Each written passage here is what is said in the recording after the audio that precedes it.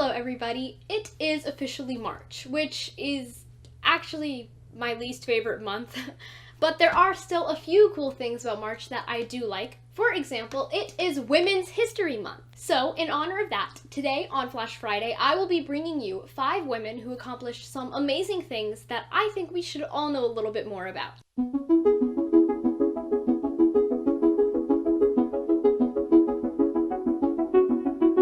First up, we have Hedy Lamarr.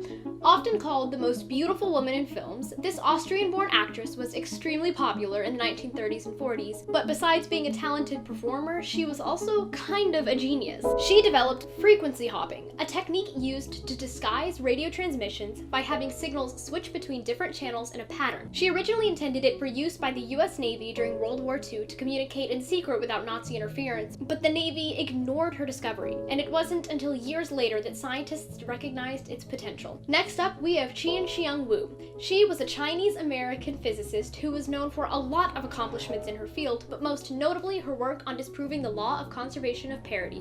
In 1943, while working as a senior scientist on the Manhattan Project, she was approached by 2 male colleagues who wanted her help in disproving this theory. The 3 were successful in disproving a law that had been commonly accepted by scientists for over 30 years. However, she never received proper credit for her work. In 1957, the 2 men that she had collaborated with in the 40s received a Nobel Prize for their work in disproving the law of conservation of parity, but she got no recognition at all. Next up, we have Claudette Colvin. On March 2nd, 1955, this 15-year-old girl was arrested for refusing to give up her seat on the bus after being ordered to do so by the bus driver. Now, this scenario should sound pretty familiar to you. Most people are aware of a very similar demonstration performed by Rosa Parks on December 1st, 1955, but Claudette Colvin did it first, 9 months earlier. However, civil rights activists weren't entirely sure that it was wise to select a 15-year-old girl to be their icon for the bus boycott movement since she was so young, so they chose Rosa Parks instead, when she attempted the same thing later that year. Coming up next is Victoria Woodhull. Now, her life was absolutely wild. She was born into a very poor family of 10 children and received almost no formal education. And at the age of 15, her father, who was always looking for a good money-making scheme, forced her and her sister, Tennessee, to travel the country posing as psychics. In 1868, they were hired by none other than Cornelius Vanderbilt, and Victoria supposedly made quite the impression on him, with a possible relationship having occurred between the two.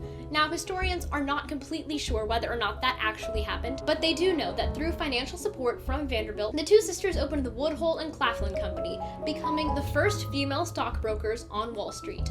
And only 2 months later, in April of 1870, Victoria Woodhull became the first woman in the United States to run for president. This was at a time when women couldn't even vote. She campaigned for women's suffrage, welfare for the poor, and 8-hour workdays, among other social causes. Unfortunately and unsurprisingly, her campaign was not widely supported, and no one knows how many votes she received because votes for her weren't even counted. Lastly, we have Jane Boleyn. In 1931, she became the first African-American woman to graduate from Yale University. Then, only 8 years later, in 1939, she was called to appear in front of the mayor of New York City at the World's Fair.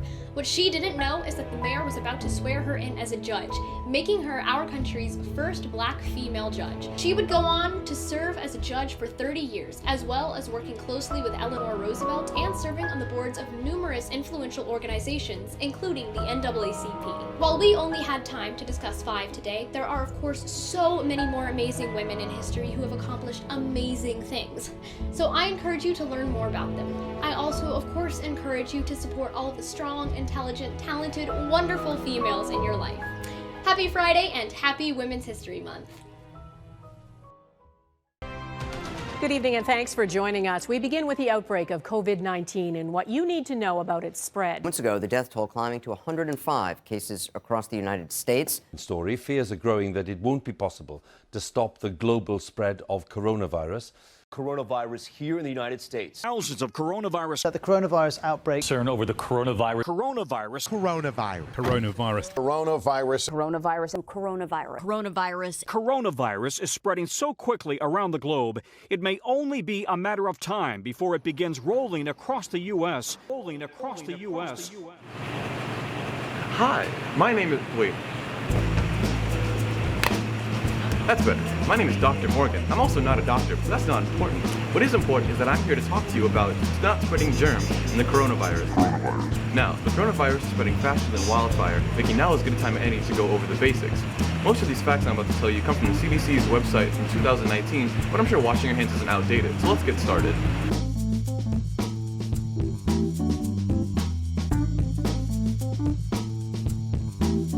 One of the many ways to prevent the spread of disease is to cough and or sneeze into your elbow. Another way to save yourself from a trip to the east side would be to wash your hands. Wash your hands! For those who seem to have forgotten, here's a demonstration.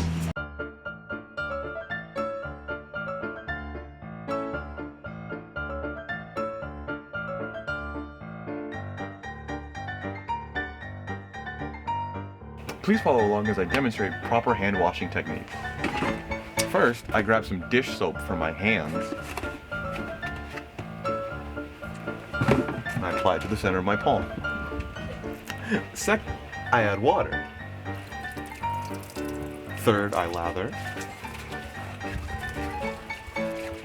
Oh yeah. You gotta make sure to get in between the fingers and the nails for proper safety. Every single one is another defense between you and dying. Once you've done that, move a little up on the forearm, just for added security. Ignore the watch. And fifth, rinse off.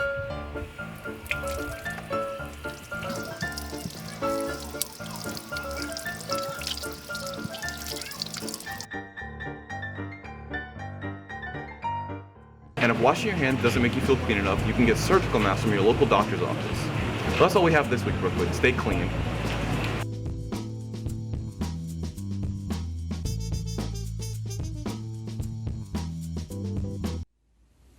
Hello Broncos!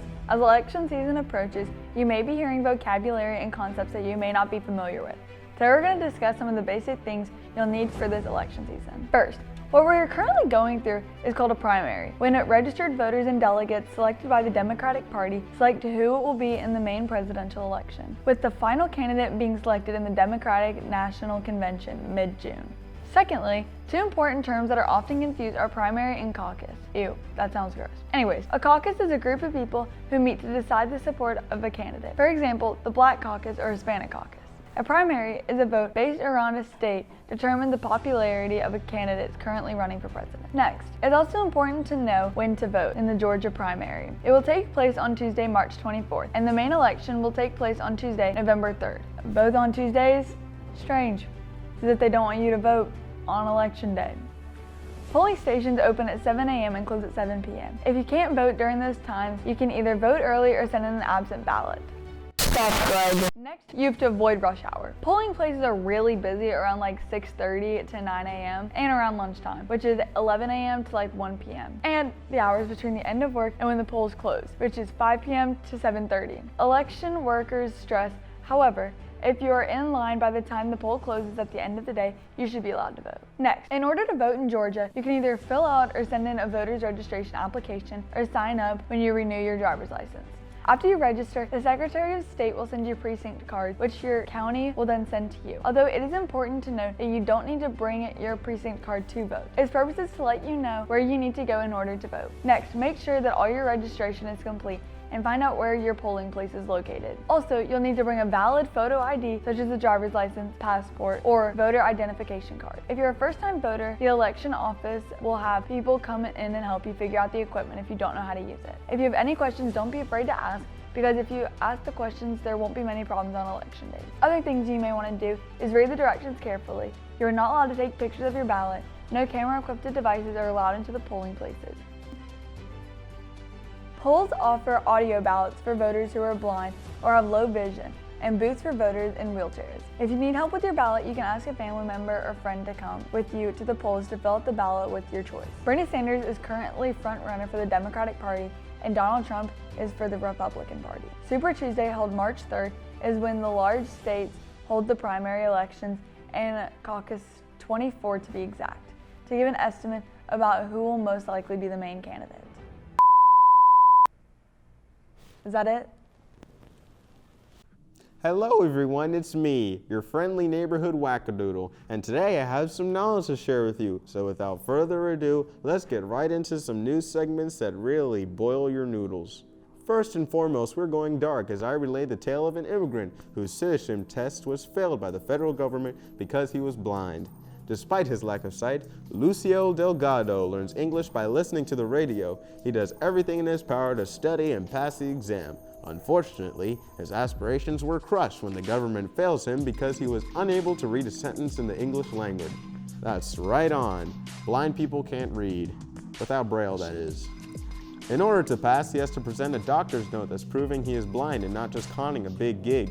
Although being without a health insurance, he is unable to afford it. However, he is not giving up. As we speak, I think he is looking for an immigrant attorney to help him fight his case and prove his disability if it truly exists. For our next story, we have something a bit more interesting. A reporter is going viral this week for accidentally enabling Facebook face filters while doing an entire weather broadcast with the filters turned on. He didn't know what was going on, and so for the entirety of 1 minute live report anchor Justin Hinton's face was covered by a wide variety of filters, including giant googly eyes, a wizard hat and beard, pink mustache, a space helmet, and what appears to be cosplay from the movie Cats, among others. Now I'm sure you're wondering what all that looked like, so roll the clip. Look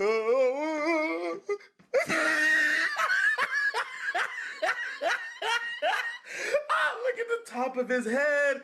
Look at his lips. Now this was supposed to be a serious report about the county's first big snowfall of the season, but the only things viewers could focus on were the stupid stuff on the dude's face. Ha! He had no idea what was happening and kept right on going with the earnest support. For our final story, we are covering the accomplishment of Bob Wayton, who is now the world's oldest man. Born 29th March 1908, 111-year-old Bob Wayton has been the oldest man in the UK since last summer and took the global title after Tetsu Watanabe died aged 112 on Sunday, days after receiving a Guinness World Record certificate.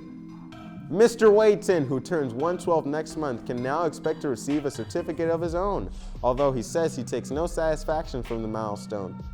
Well, I don't really feel satisfied because it means someone else has died, said Bob, and when asked the secret behind his everlasting life, he responded, I ate what was put in front of me. Bob has lived through both world wars, the rise and fall of the Soviet Union, the invention of the internet. Yeah. Today, Bob lives alone in his flat in Alton, Hampshire. Now, a lesson you can take from this is to not be a picky eater, and maybe you can live for 100. All right, well, this was The Little Things in Life with your host, Sam I Am. And I guess I'm done here, so I'll see you later. I'm not dabbing this time.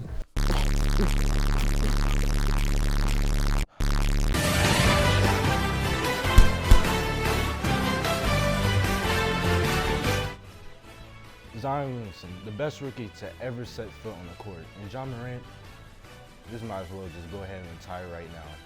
He has no future in this league. LeBron's the only... What?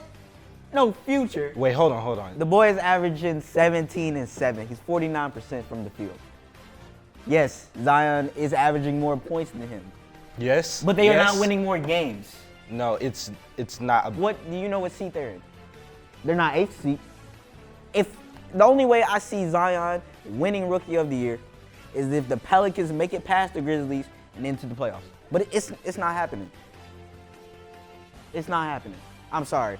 Even though a couple nights ago, he outscored LeBron. Yeah, LeBron 35 points. See? 35 points. You're wrong. 35 points. But And he bullied Kyle Kuzma. Who, you don't even know how to say his name. Who had the triple-double though? LeBron. Who won the game? Because he's goated. Who won the game? LeBron. So regardless of it, whether you think Zion should win Rookie of the Year. Let Ja Morant play against LeBron. LeBron is crushing him. No. LeBron is crushing him. You're basing Rookie of the Year off of one game versus LeBron. And they lost.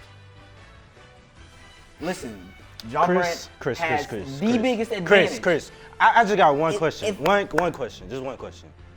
Did your mom drop you on your head? Because are you stupid? Zion Williamson is the best one in the league. You don't know basketball. It's that simple. You don't know basketball. He's averaging more points. How many rebounds, points is he averaging? 24. It doesn't matter, okay? It's about winning games at the end of the day. And in terms We're of talking about Rookie of the Year. he was out 20 plus games at the beginning of the year. How can he be Rookie of the Year? He didn't even play. He didn't even play. But it's, Exactly. He didn't even play. He missed 20 plus games. On top of that, on top of him missing these games, Ja Morant was showing out each and every game. he's not his own person. He plays like Westbrook. He's all out of no, control. No. Don't you ever disrespect. All gas, no Don't you ever brakes. disrespect this rookie like this. He Matter of plays fact, like Westbrook. He has a better field percentage than Westbrook right now. He's shooting better than Westbrook. Westbrook is the better player, though. No, He's a rookie. he's a rookie. Westbrook has been in the league longer than But him. you're trying to say that Zion is already one of the best players in the league? No. Zion, it's simple. Zion has missed too many games. The kid has missed too many games. I'm sorry, but this But young once man, he got in, he started doing. I'm He sorry, started doing his this stuff. young man, Ja Morant, is something special. We're talking about a 44-inch vertical. Yeah, you're eating him. We're You're talking about a eating him. 44-inch vertical. Amazing athleticism. The way he gets to the rim is something different. Not unlike this bull in a china shop who powers his way through. And we're talking about the missed number of layups and just, it's easy for anybody to miss a layup and get the ball back and put it back up when he's that big in his size. Yep. It's straight power. It's no finesse, it's no skill. So while Zion was out those games, what was Ja Morant doing? Breaking ankles, winning games. I'm sorry to tell you, but Ja Morant is carrying the Grizzlies. He is holding the Grizzlies down in the 8th. Let me finish. He is holding the Grizzlies down in the 8th seed. The 8th Where are seed. the Pelicans right now? That doesn't matter. We're not talking about the playoffs. We're talking about Ja Morant and Zion Williamson. But what you fail to realize is that the playoffs will determine who is winning the Rookie of the Year. If Zion can't make it to the playoffs, then it's simple. He's not winning Rookie of the Year. Even if he does make it to the playoffs, it would be disrespectful to give Zion Williamson Rookie of the Year, It won't, knowing 'cause all the the work stat- that Ja Morant has done. Numbers You're don't lie. You're crazy. Numbers don't You lie. don't know Numbers don't basketball. lie. Numbers don't lie. You're right, numbers don't lie. And over those games that he missed, Ja Morant automatically wins if you don't play.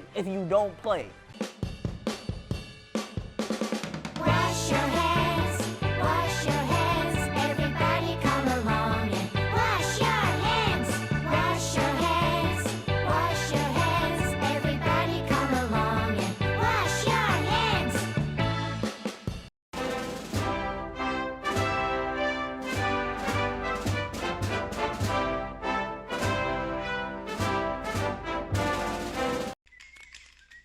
Hey man, who's that cat coming down the street? I don't know, but it sounds to me like that Griffin man with the bone.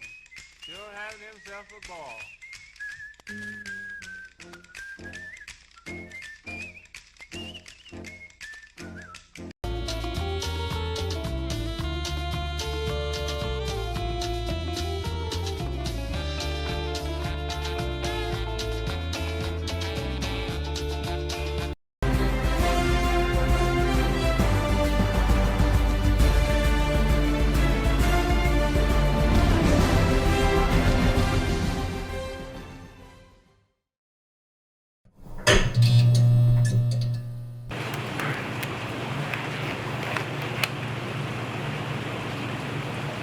All right.